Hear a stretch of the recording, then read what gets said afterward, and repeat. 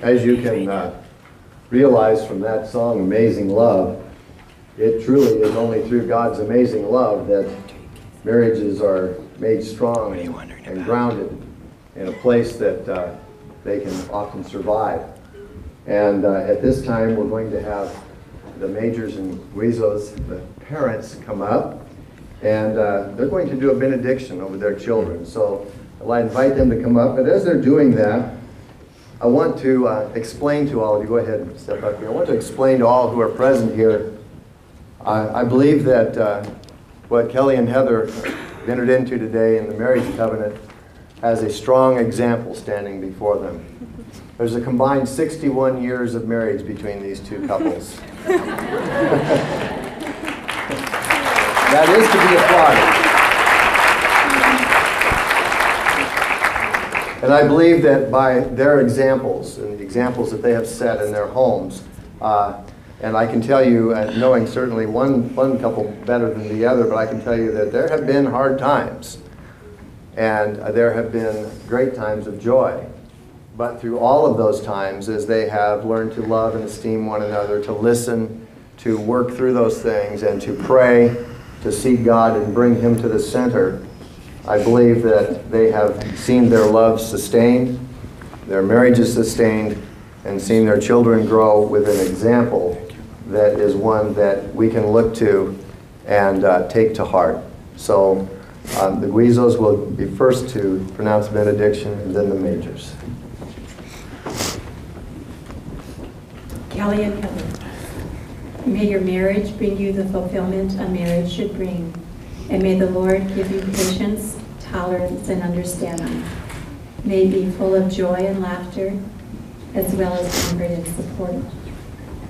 May you discover the true depth of love through loving one another.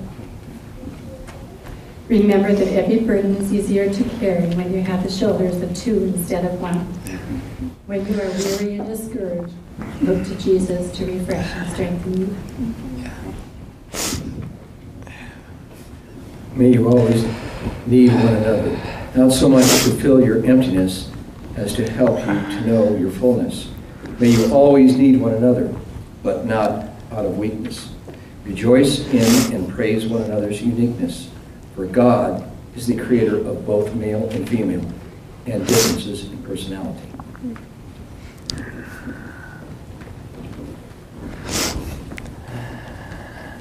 Be faithful to one another in your thoughts and deeds, and above all, be faithful to Jesus. May you see the marriage bed as an altar of grace and pleasure. May you remember that each time you speak to one another, you are talking to someone that God has claimed and told, you are very special. View and treat each other as one who is created in the image of God. Remember that you're not to hold each other captive, but to give each other freedom to become all that God wants you to be.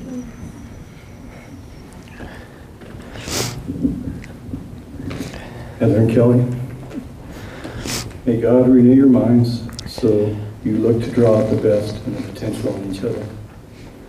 Look for things to praise. Never take each other for granted. Often say, I love you. And take no notice of little faults.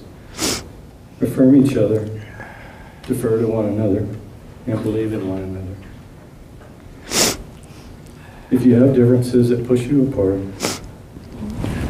may both of you have good sense enough to take the first step back. And may the words, you're right, forgive me, and I forgive you, be close at hand.